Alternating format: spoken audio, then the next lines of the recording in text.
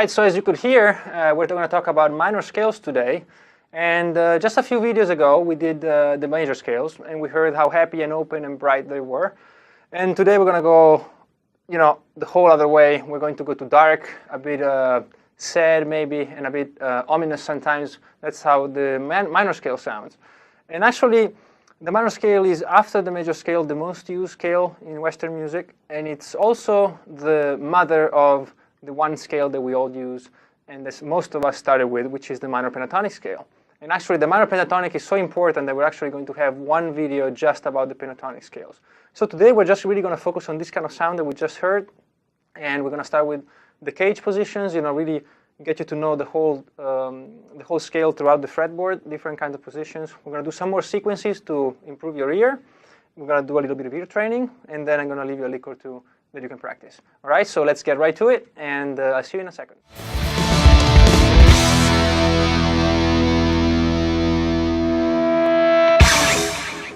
So first things first, we have to learn how to build a scale. And there are many ways to look at minor scales, actually, and we're going to cover all three of them, from the least useful to the most useful. So the least useful is to see a minor scale as a major scale that begins on the sixth note. So if you take this example, I was just messing around in A minor.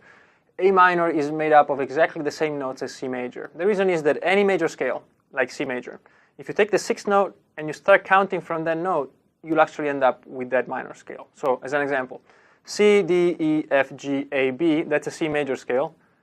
A is my sixth note, and if I just start playing on A and I play all the same notes, so A, B, C, D, E, F, G, A, that's a minor scale. Let me give you another example, E major. E major is E, F sharp, G sharp, A, B, C sharp, D sharp, E. I take the sixth note, which is C sharp. I play the same exact notes as the scale I just played, E major, and I end up with a C sharp minor scale. So that's called relative scales. Relative scales means you have a series of notes, and they are the same notes, but you change the root. So for C major, I consider C to be the root, and then it's C major. But if I take A as the root, I'm playing A minor. All right. So the reason this is not very useful is because they are the same notes. So you probably won't end up playing with that too much. The other way to build a minor scale is to use a formula, like we did before with whole steps and half steps. So the new formula will be whole step, half step, whole step, whole step, whole step, half step, whole step. Okay? And you can see it right here.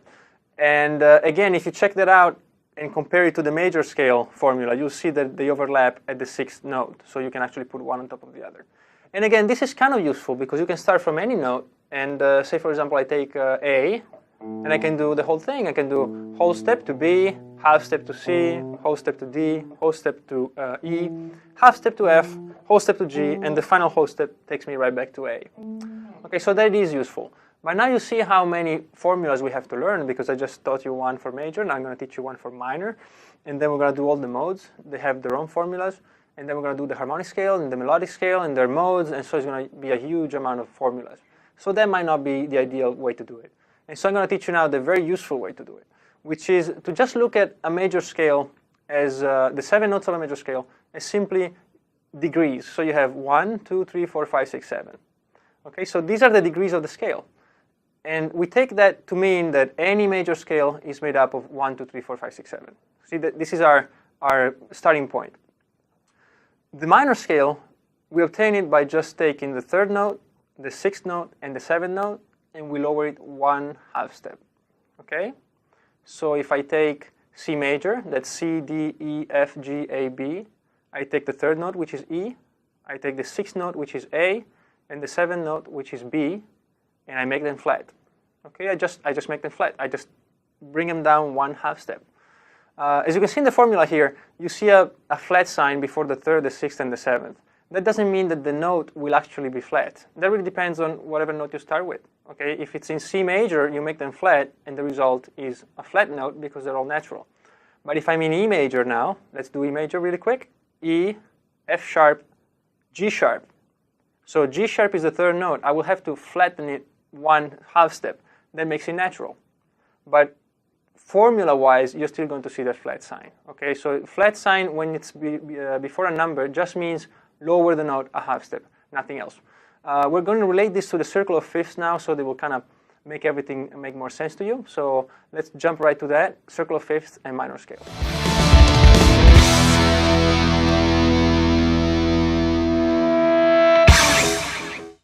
Well, as you remember, the circle of fifths gives you how many sharps or flats a major scale has. Now, the very good news is that after that kind of long and difficult explanation I just gave you about the lowering third, sixth, and seventh, we can now apply it to the circle of fifths, and you'll see how easy it is to find any minor scale you'll ever want.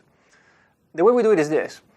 We know that to obtain a minor scale from a major scale, we have to lower 3 notes. That means that if these notes are flat, are natural, they're going to be flat. If they're sharp, they're going to become natural. That's, because flats erase a sharp, and if they're already natural to begin with, they have to be lowered, so they become flat. So let's make some examples. I told you that A minor is the same as C major, right? So let's look at the circle of fifth. A major sits at 3 o'clock, and it means it has 3 sharps. And these sharps are F, C, and G. And if this doesn't make sense, you have to work on your circle of fifths a bit more. That's from the major scales video, so go check that out. If I have these 3 sharps, and they are C, F, and G, all I have to do is go back to the A major scale, which is A, B, C sharp, D, E, F sharp, and G sharp, and I realize right away that the 3 sharps that I have in the scale are exactly sitting on position 3, 6, and 7. So all I have to do is make those natural, and I find my A minor scale. Okay, so the circle of fifths now becomes a circle of fifths also for minor scales. In the case of A major, it had 3 sharps when it was major, but now I have to make it minor, so it goes all the way back to 12 o'clock, because that's where the scale sits that has no sharps at all. And as you can see, C and the A minor are in the same position. I'm going to give you one more example. B major. B major has 5 sharps. Okay, so that's a lot of them. All I have to do to figure out where B minor is, just take the 5 sharps, get rid of 3 of them, because it's going to be the 3rd, 6th, and 7th. We have to lower it. We're left with 2 sharps. So B minor is the same as D major. That's simple. And we can do it with every single thing on the circle of fifths, and you end up with this, which is the circle of fifths for minor scales. So it's very easy. And what's the point of all this? Well, the most obvious one is that whatever positions you learn from the major scale, you can use it for the minor scales as well. Let's say I want to play B minor. All I have to do is say, well, okay, B minor is the same as D major. So I can go and play any position of D major that I learned.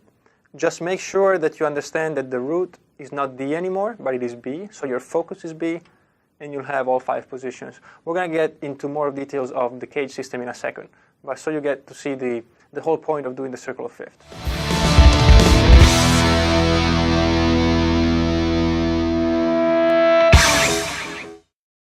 I'm going to show you now the sound of 1 octave of the minor scale.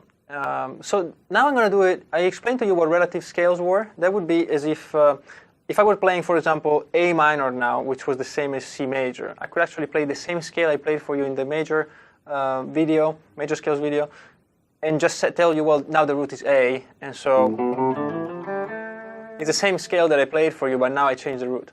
That's relative. But let's do the very useful stuff, which is that you might have to switch from C major to C minor, for example, and really understand minor scales as they are and for themselves, instead of always having to be reminded of, well, what's the major scale that goes with it? Okay, so we want to build minor scales from the root, not by referencing the major scale that's relative to them. That means that I'm taking C major for the major scales lesson, but now I'm going to do C minor for the minor scale lesson. That means there are 3 different notes here, because C major was all naturals. Now I'm going to have the 3rd, 6th, and 7th flat. So I have E flat, A flat, and B flat. So starting from C, I have to play like this.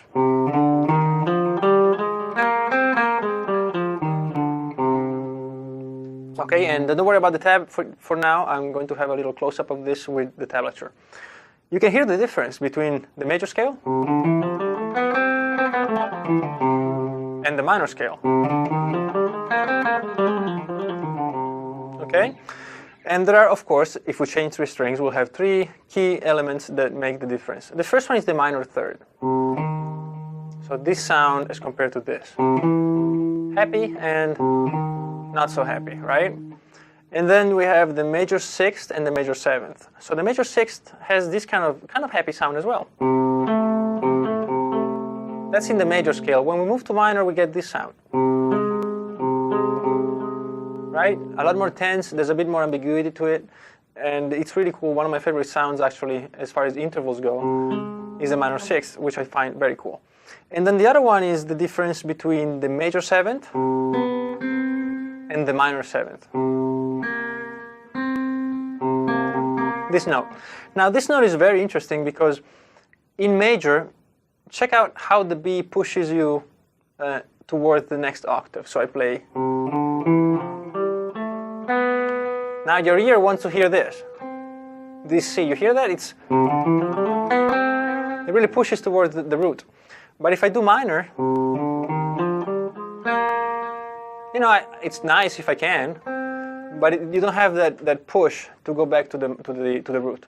So that's one of the most important aspects of music. Actually, it dates back to the classical period, where scales were changed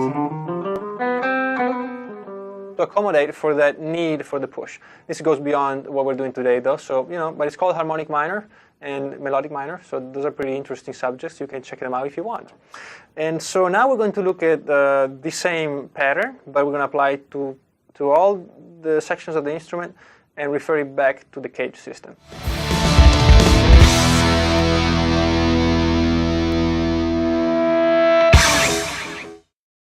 Well, the cage system works just as well as it did for the major scales, for the minor scales.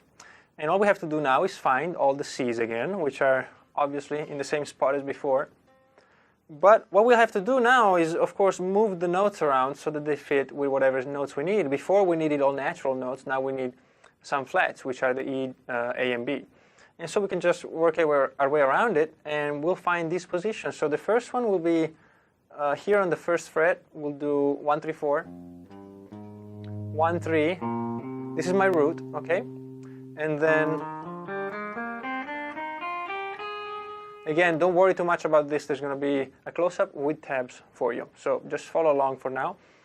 And then I have my next position that has, again, the C here and a C here. So it will be, again, a second position, because what gives the name to the position is the actual, the pattern of the roots. So with this kind of fingering, that's always my second position. And it goes something like this. Actually, this goes like this, sorry.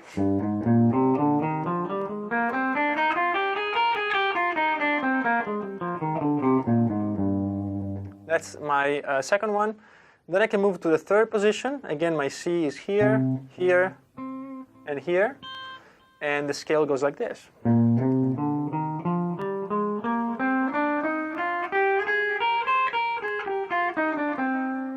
That's again a minor scale. And then my next position will be this one. Fourth, and I'll play this.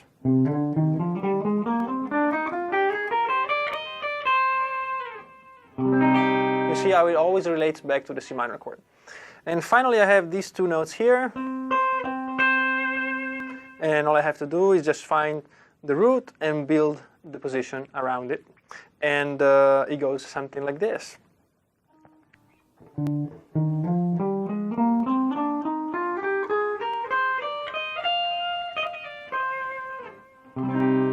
And again, we're right there in C minor.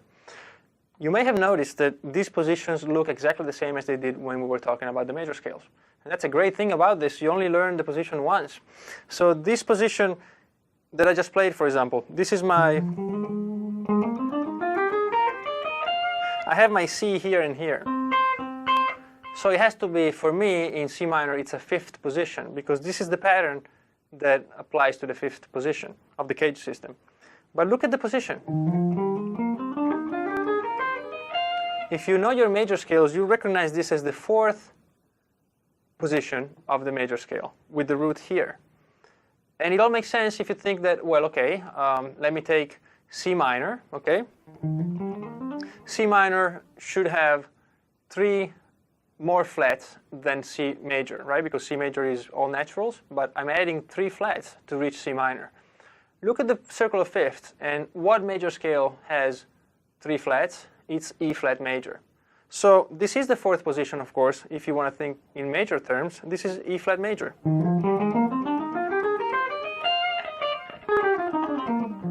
Yeah, but of course I'm not looking for that. I'm looking for C minor. And I'm using the same notes, but to me this is the root. And so for me, this is the 5th position. Okay, so if you have still some doubts about this, just check out the close-ups that are coming up, follow the tabs, and everything will work out.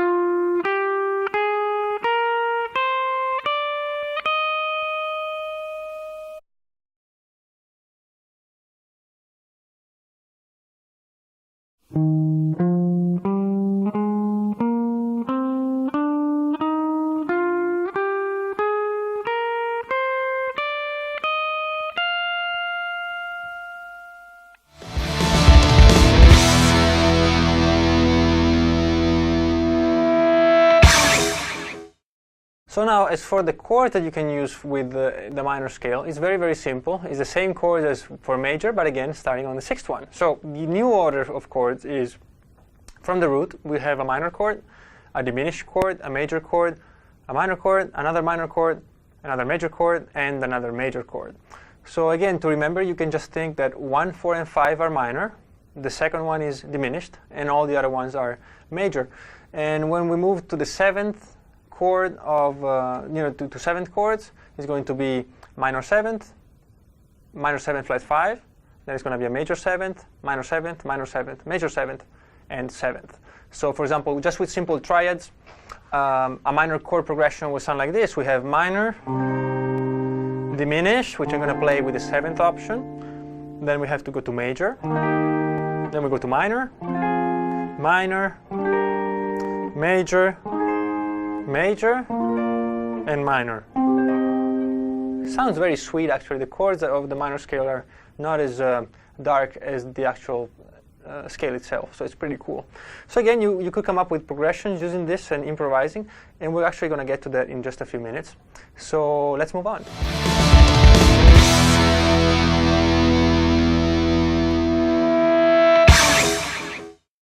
So now we have to look at how to change positions with the scale. So we have to know that if we want to go from A minor to B minor or to C minor, how do we do that? And it's as simple as it was with major scales. You take a scale, and let's take the 4th position as an example. This is our 4th position for A minor. And we look for the root, which in this case is on the 5th fret of the 6th string. And all we have to do is just find the new one. Let's say we want to play D minor. All we have to do is go A, B, C, D, and then just play the exact same thing we were playing before, same pattern. And this scale will have the exact number of flats and sharps that we need in order for it to be a D minor scale. In this case, it's just 1 flat. And if this same position we want to play now the 3rd position of G minor, all we have to do is take this D here, move it all the way down to G, and we're right in the right spot. Really quick, just make another example. Let's say we want to play the 2nd position now. We want to move it around the fretboard. We find how to define the 2nd position. And in the case of the minor scale, it starts, the root is on the 5th string. So if we're in C minor, this will be the 3rd fret. We memorize the pattern, which goes like this.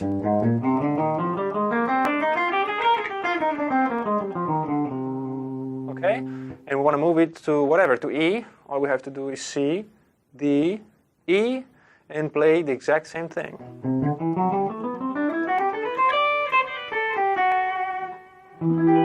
And we're right there in E minor.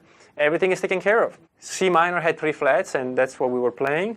E minor should only have 2 flats. Sorry, we should have 1 sharp, and it's here. So you're just playing the right notes without even having to think about it. Just move from one root to the next. Okay, so that's very simple. And now we're going to look at how to use the scales to improvise melodies and then to improvise over chords and all that kind of cool stuff.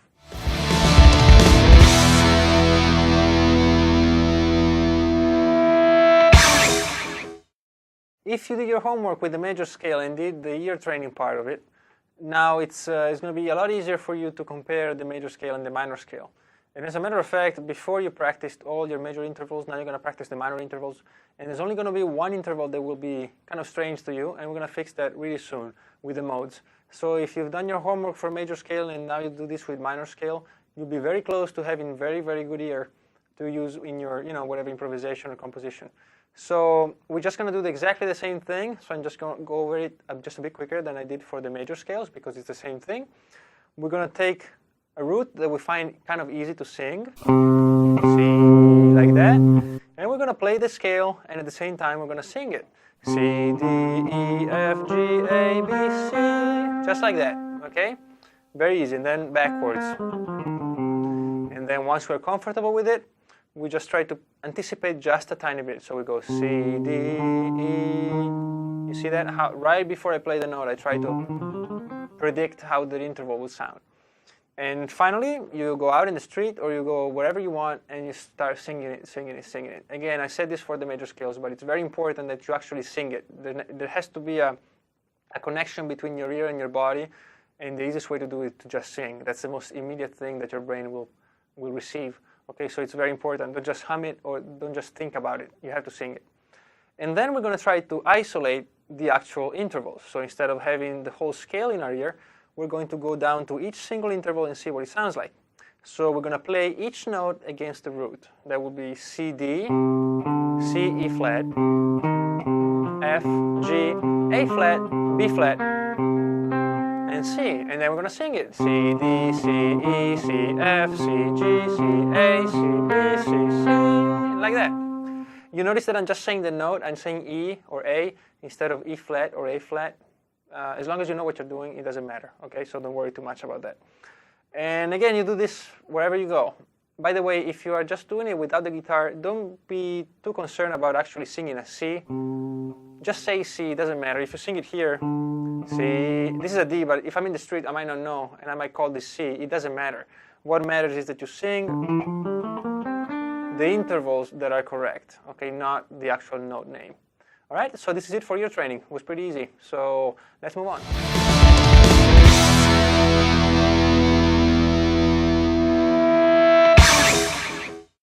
So now you got these sounds and intervals in your ear, and you can try to see how they sound over a chord, over a minor chord. So I'm just going to record this little chord here. It's a C minor 7th add 9. So actually C minor add 9 without the 7th. And it sounds like this. And so I actually have it in my looper already.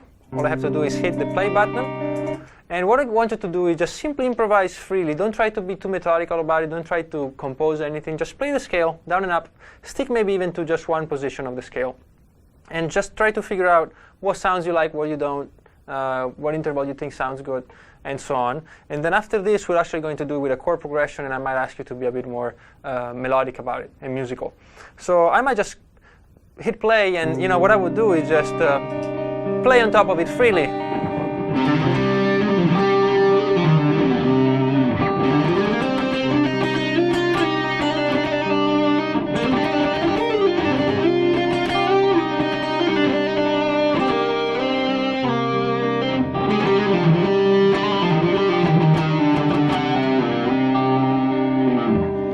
Something like that. And it doesn't really matter what you do, just try to get those different sounds into your ear, how they compare and how they play with the chord underneath. All right, any minor chord will do. You can play C minor if you want. Or if you know other more complex chords, feel free to do that as well.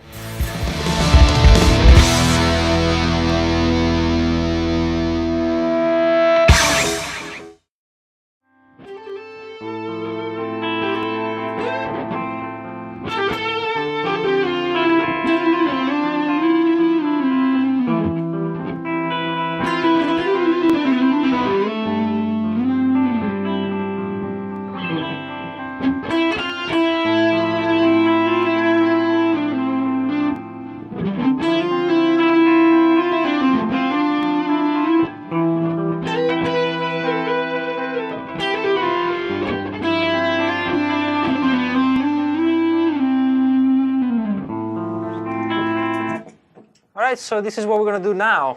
We've improvised a bit on a single chord. This was a simple chord progression. I was using some very basic chords. It was A minor, D minor. I was playing, I think, E minor something, and then a G suspended 4th, 7th, something like that. But it's really major and minor chords. And now the idea is to use these chords as, again, as a basis for trying to be more melodic. Don't just play the scale and try to figure out how it sounds. By now you should know how the scale sounds. And so you can use each chord as a good point to go like, well, I want to land on this note and I want to emphasize this other note. And I like how this chord has this great sound, so I'm just going to go for that note, and so on. This really changes depending on what you already know about harmony. But even if you don't know much, just go by ear. You know, if you like a certain note over this chord, when you move to the next chord, maybe you like another note of the scale. As long as you respect those chords that I gave you, you'll always be inside the scale. So you can have something that sounds a bit better or a bit worse, but you won't never be outside of the scale, so you shouldn't have any big problems. So please record and make a loop of any chord progression you like. Give it a try, and I'll see you in a little bit.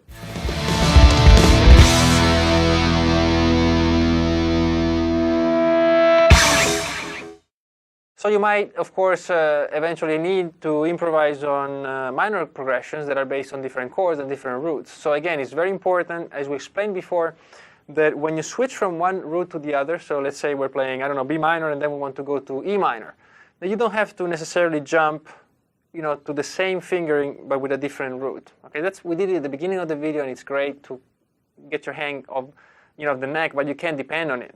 And so you need a way to really figure out, well, I'm playing here, how do I switch to whatever minor scale I want with the minimum movement possible?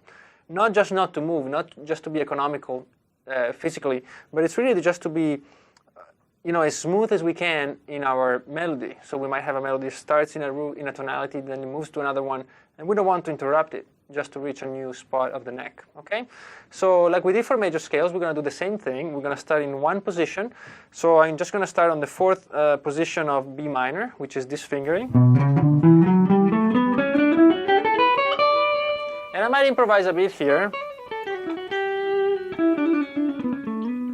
And then I don't know what I'm just going to give, you know, say another name. I will say E. And then without thinking, I have to find the right position and start playing in it. So let's show this example a bit more in detail. When I said E, all I had to do was find the E's in the same area where I'm playing the B scale, and then say, well, okay, this pattern here tells me that I have to look for the 2nd position. And if I study my position, I know that the 2nd position of a minor scale looks like this. Right? So it fits perfectly with the chord, and so I just play it. B minor, E minor. And you can do that with all, you know, with many, many notes. And so my suggestion is that you take one root and one position, you know, 1 to 5. So maybe do the 3rd position of A, and you start with that one. And then randomly you just call out new names, okay? So in the beginning it's kind of alright if you have to go back to the root. Okay, so maybe you're playing up here in A minor, and you say D, and well, I'm a bit lost, so I might have to just find the D first and then play the root. But eventually, I would like you to be able to improvise wherever you are and modify the scale on the spot. So now I'm already in D minor, and hopefully you haven't noticed that, because I was just going smoothly from one scale to the next. So that's the ultimate goal for it. And let's move on.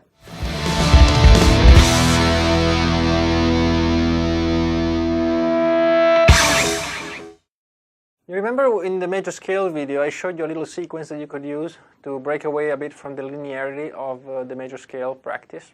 And there was groups of 4. We were doing something like that, just to give it a little twist. And so now I'm going to give you 2 more sequences you can use that, again, will improve your coordination with the hands, and that will improve your ear so far as to recognize. You can actually listen to solos sometimes and kind of recognize that that's a sequence, because a lot of us started out playing the sequences as warm-ups and stuff like that. So it's really good for your ear. And the first one is the same exact thing as we did for the major scales, but instead of counting up to 4, we're going to count up to 3.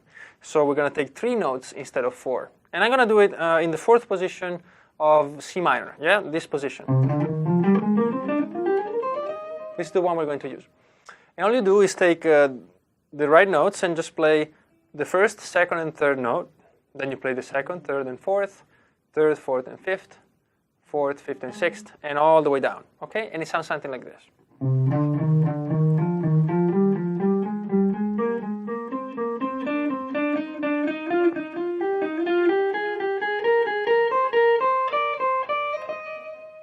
Yeah, something like that, because I think I sneaked in a group of 4 there. And then you can work your way back and do like that all the way down. And we're going to have a close-up of this right away. And another sequence you can do, and this is, I like this very much, but let's switch. Instead of playing in C, let's play in A, just to change things a little bit. And now what you're going to do, instead of playing 1, 2, 3, 4, 5, 6, 7, the notes, you play 1, 3, 2, 4, 3, 5, 4, 6, like that. So it's kind of weird. And the sound is something like this.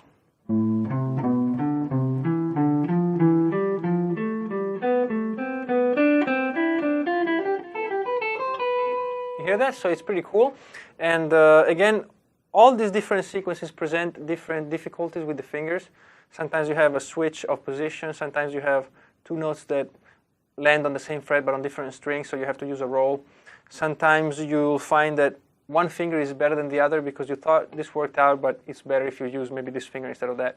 Try to stick as closely as possible to what you were doing when you play linearly. So when you're doing, try to use these same fingers. But if you have to, don't be afraid to modify your technique. Just make sure you don't do it out of laziness. If something is hard, it doesn't mean it's the wrong way to do it. Maybe you can just practice it a bit more, and in the end, it will be a better option. Okay? I'm going to show you both of these sequences from Closeup, and then we'll move on to a cool little melody.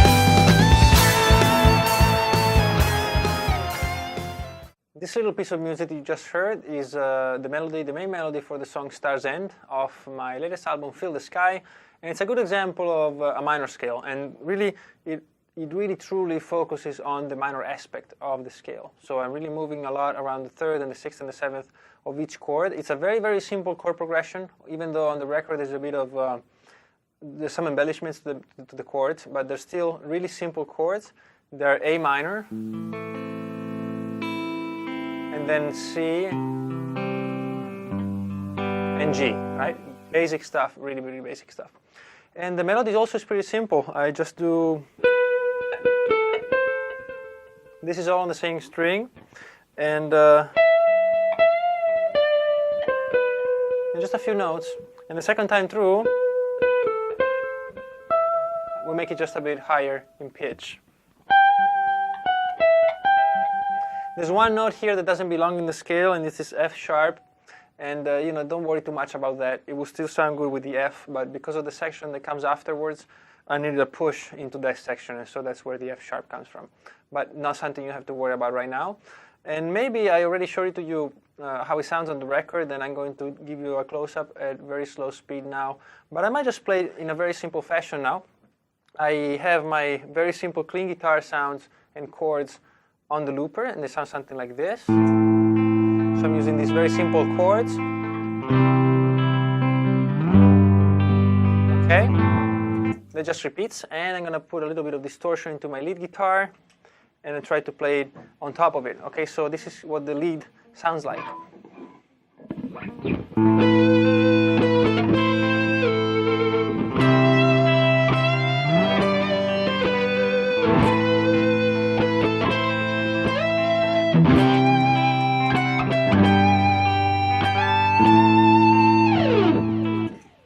Yeah, that's what it sounds like, and I hope you enjoy it, and maybe you can try it out. Of course, feel free to use that little chord progression for your own experiments. And I'm going to show it to you from close-up. We'll try to play it very slow with a clean tone and with a really, really close camera to the fingers, and you can see what I'm doing.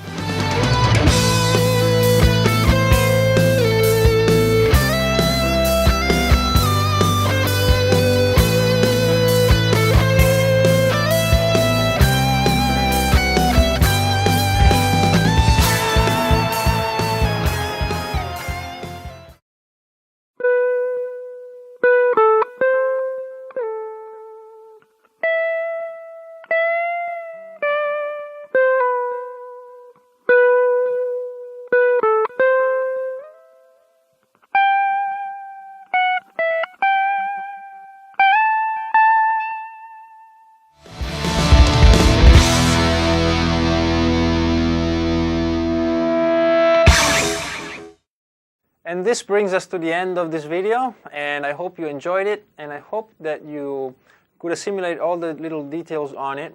Most stuff actually you already learned on the major scale video, so everything will get easier as you learn things, because with music, really everything builds upon everything else.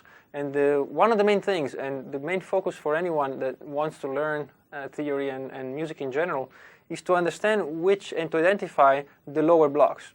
And that's where a lot of wasted time I see, you know, in a lot of students, that's where most time is wasted, is where your efforts go kind of all over the place. You know, and if you learn the basic blocks, then it's just a matter of building upon them. So hopefully this minor scale section was a little bit easier than the major scales, and the modes will become just a little bit easier, and then everything else you'll ever learn will always be just a bit easier and a bit easier, until pretty much anything they throw at you that has to do with music, it's almost instantly assimilated. All right? So I'm going to see you soon for the next video. And I hope you have fun with your practice, and I'll see you soon.